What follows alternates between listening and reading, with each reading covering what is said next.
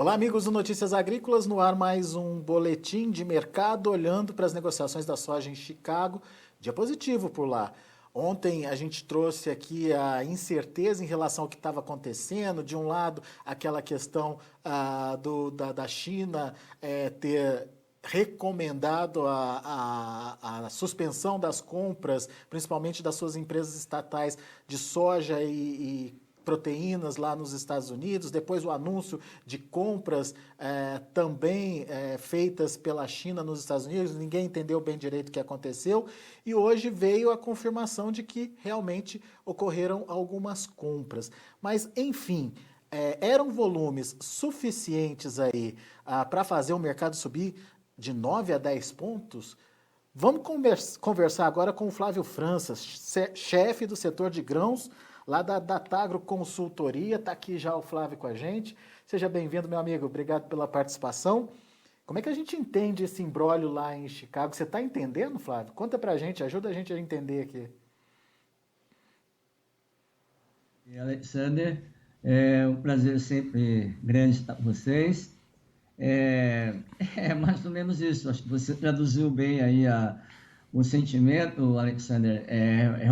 Realmente de um pouco de incerteza, de dúvida, né? Bastante grande, porque nem pouco, né? Não é um pouco de certeza, é de certeza grande, porque os comentários estão cruzados, né? Os comentários estão cruzados e o que na prática aconteceu foi que a China comprou ontem soja norte-americana e comprou hoje de novo. Então, existe aí uma discussão grande aí entre os dois países, natureza político, comercial, etc. Então, isso é uma coisa que está mexendo com o mercado, está segurando os preços. E ontem teve um comentário, mas assim, nota oficial, ação, né, a gente não percebeu. Pelo contrário, como a China comprou alguns navios ontem e voltou a comprar hoje, isso não fecha, né? Não fecha com as informações que eles iam paralisar as compras de novo, né, norte-americanas. Então o mercado reagiu dessa maneira. Foi um dia bom, positivo no lado financeiro, né? Aliás, Alexander, o financeiro ele foi um dia bom, até porque nessa questão aí da crise entre eu e China, é, surgiram essas notícias de negócios, então isso também amenizou o lado financeiro, e tem aí o controle, né, a melhora do controle da questão do avanço da doença, da Covid, e a recuperação, né, e a reativação, vamos colocar dessa maneira, né? Recuperação seria muito pesado, uma reativação da economia global. Então, dia positivo de financeiro, notícia de demanda por produto americano, o mercado subiu, né? Mas, assim, o problema é justamente, como nós temos aí uma crise política, não dá para dizer, Alexander, que isso possa ser uma tendência, tá?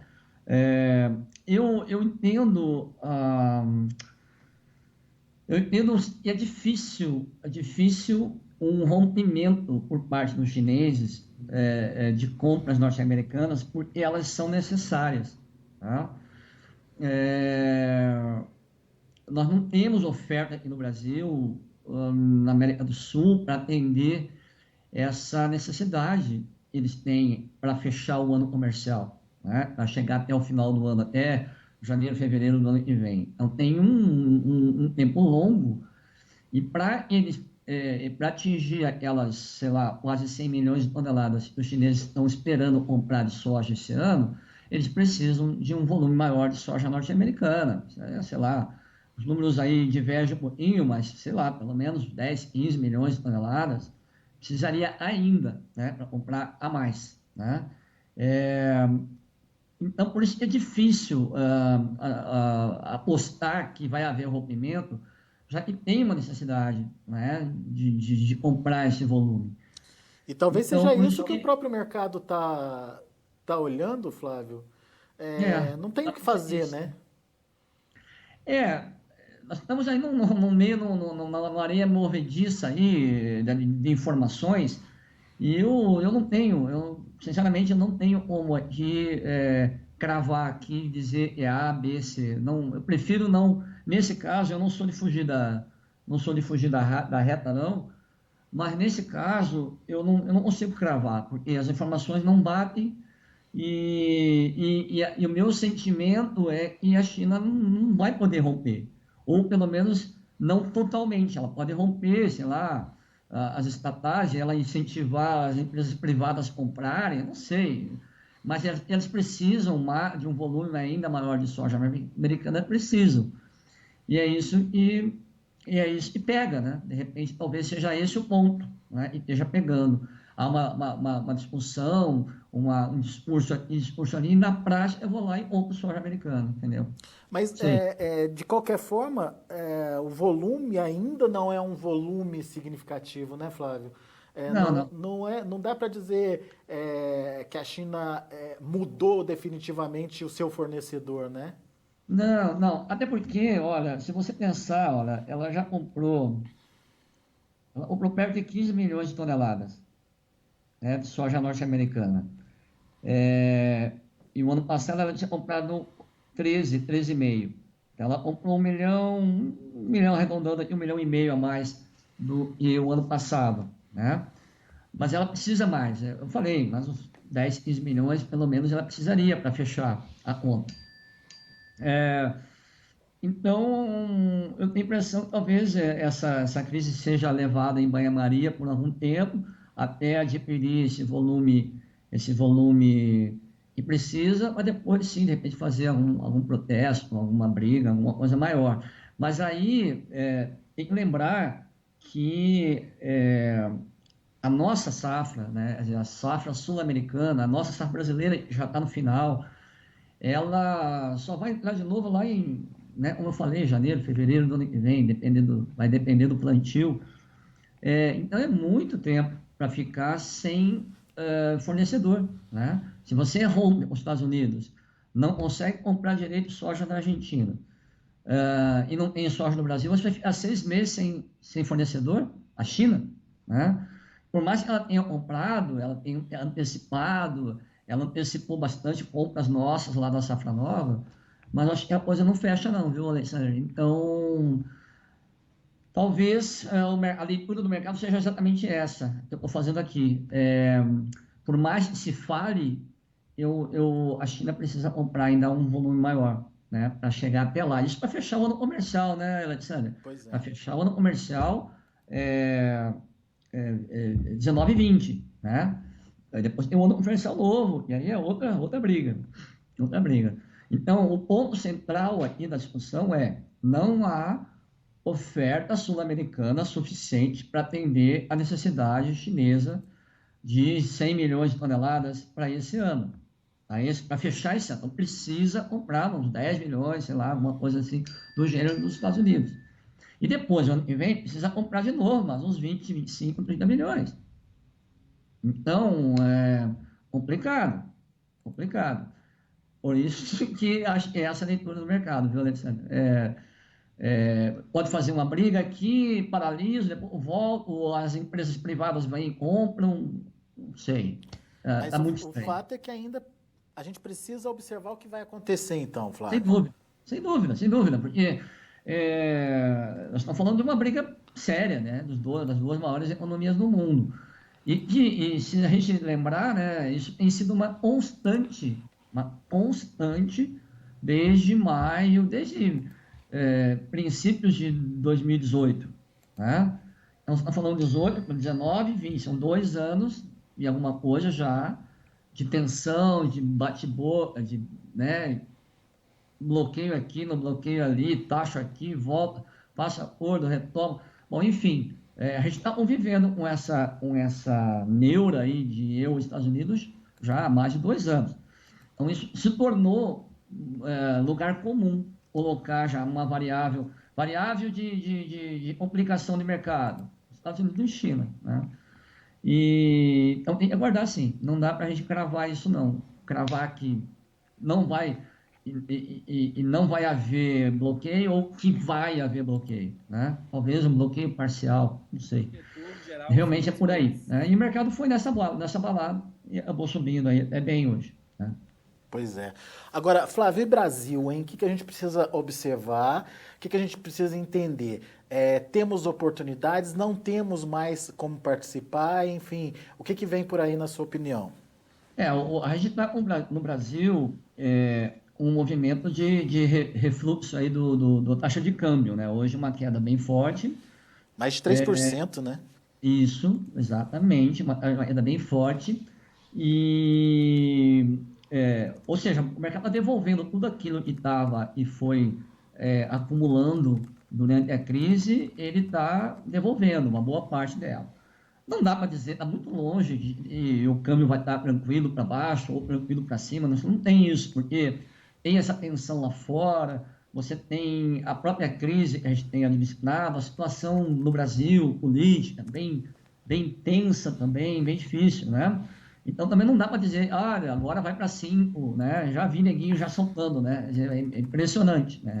Eu me apavoro com isso. Então, estava em 6, estava em 5,90, vai para 6, vai para 6,5. Aí, quando chega mas a voltar, vem para 5,30, vamos para 5, né? E vai cair. Oh, meu Deus, calma, né? Não é por aí, né?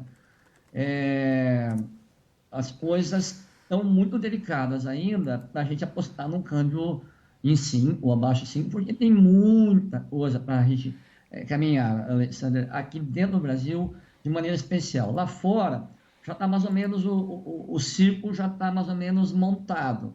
A crise da Covid foi superada, né? Todas as economias desenvolvidas, Ásia, Estados Unidos, América do Norte, Europa, todo mundo estabilizou a doença e as economias estão voltando. Então, é isso. O buraco negro lá passou, né? E, então, por isso a economia vai retomar. Vai levar, sei lá, um ano e meio, 2, para poder voltar no ritmo que a gente estava pré-crise, mas já tem uma sinalização, né? Agora daqui para frente vai só subir. Então, isso é um fator de baixa para o câmbio, né? Quer dizer, a gente tira do câmbio o estresse que havia lá fora, né? A própria tendência do dólar, né? O dólar, a moeda americana, tem uma tendência de enfraquecer agora, né? Com juros mais baixos. E a economia americana voltando, ele vai perder valor depois desse auge que ele bateu agora na crise. Mas internamente a gente não bateu ainda, não dá para dizer que a gente bateu o fundo do poço ainda, né? Não dá para dizer isso não. Economicamente falando e nem em relação à crise da Covid. Portanto, a gente tem infelizmente, aí por questão de má gestão aí da crise doméstica aqui, especialmente por parte de alguns governadores, não vou entrar aqui no mérito, acho que não é o tema, não vale a pena, mas alguns governadores de estados relevantes para a economia brasileira, e isso, essa má gestão está nos levando a nossa administração da crise da Covid durar mais tempo do que no resto do mundo. Então, enquanto o mundo está contornando a Covid em 45 dias, nós vamos levar cerca vamos lá, sendo otimista, 2 meses e meio, provavelmente 3 meses. Então, o mundo levou 45 dias, nós vamos levar 75, 90 dias. Né? Isso é péssimo para o país, é um estrago nas nossas finanças, na economia brasileira, e então por isso que não dá para apostar nesse câmbio tão baixo, né? Não dá para dizer que ele vai derreter a partir de agora, né? Porque a gente tem aí um processo duro pela frente para superar essa crise, até porque nós vamos demorar mais do que o resto do mundo, né? Infelizmente. Ô Flávio, mas daí tem essa incerteza do câmbio, tem esse possível agravamento nas relações entre China e Estados Unidos, sem a gente saber se China vai depender mesmo das compras lá nos Estados Unidos ou não.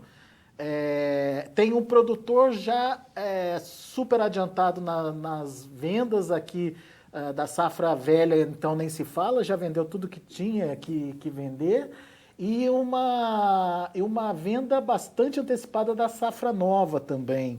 É hora de parar e esperar para ver, ou tem que continuar participando de alguma forma do mercado, Flávio? Nós já estamos com a venda, o meu relatório do começo de maio, nós vamos fazer um novo levantamento nessa semana. Vai dar 85% comercializado da safra atual, e da safra nova mais de 30%, né? Mais de 30% da safra nova no ano que vem. Então, nós estamos falando de realmente de uma aceleração e tudo certo, fez correto, né? Aproveitou esse câmbio explosivo e tal. Então, a pergunta acho que a pergunta que você está colocando e aí, tá, e daqui para frente, esses 15 que ainda restam, né? É, eu acho que não vai ser muito fácil conseguir aquele preço, os preços de maio, não. É. Tá? Essa é um sentimento. Eu até já vi opiniões contrárias disso, respeito, mas não sei se eu concordo. É, o que a gente tem como fator para poder ter alta no segundo semestre agora, aqui no Brasil? Você tem um câmbio e está perdendo força, tudo bem. Não, é um câmbio para 5 alguma coisa, não para 6, como estava alguns dias atrás. Né? 5,20, 5,30, 5,40, 5, mas não é mais o 6 que estava sinalizando até alguns dias atrás. Você tem Chicago em suspenso, porque tem essa possibilidade de um conflito maior com a China, uma retomada do conflito.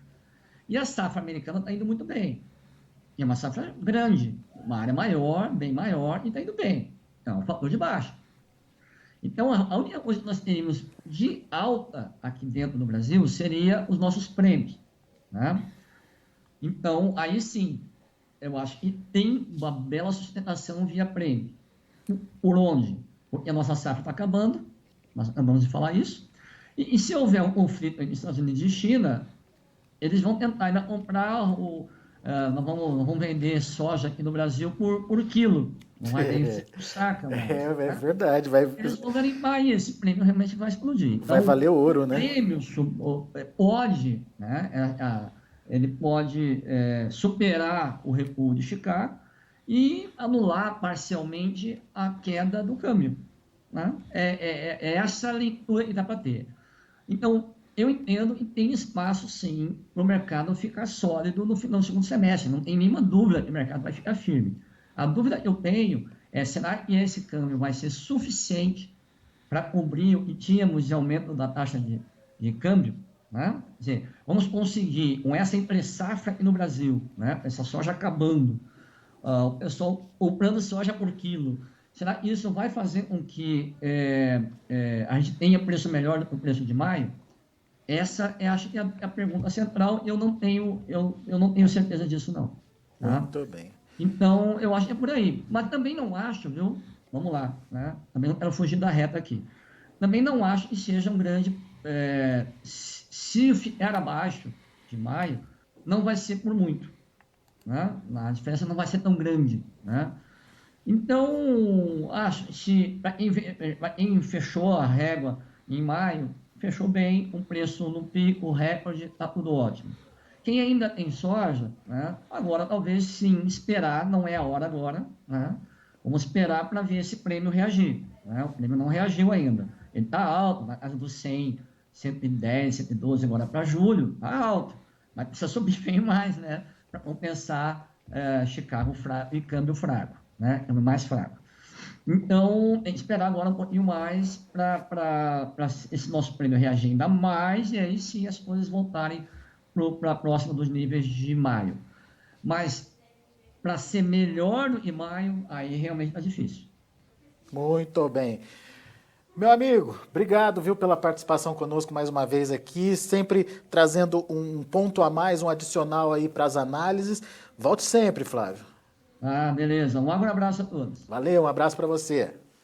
Tá aí o Flávio França, chefe do setor de grãos da Datagro Consultoria, analisando o mercado da soja. E a opinião dele é que para o segundo semestre, quem deixar para negociar no segundo semestre pode ter sim uma melhora dos preços em função de uma elevação dos prêmios. Ainda existe muita incerteza do que pode acontecer com o dólar, principalmente com a nossa questão interna aqui no Brasil, nossa política, nossa economia, enfim. E também ainda existe uma incerteza em relação a essa guerra que recém reiniciou, né, entre China e Estados Unidos, aonde que isso pode parar. Se China voltar a comprar ou buscar disputar o restinho de soja que a gente tem, daí sim a gente pode ver preços em elevação em função de uma disputa, obviamente, com o mercado interno.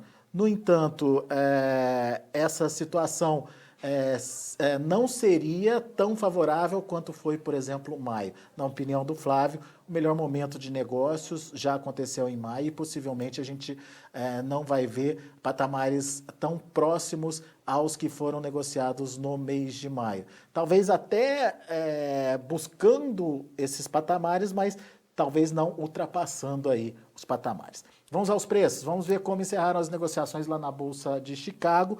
Para julho, 8 dólares e 50, 10 de alta. Agosto, 8 dólares e 52, 9,5 de alta. Setembro, 8 dólares e 54, 9 pontos de alta. Novembro, 8 dólares e 60 centes por bushel, 8 pontos mais 25 de elevação. Vamos ver o milho.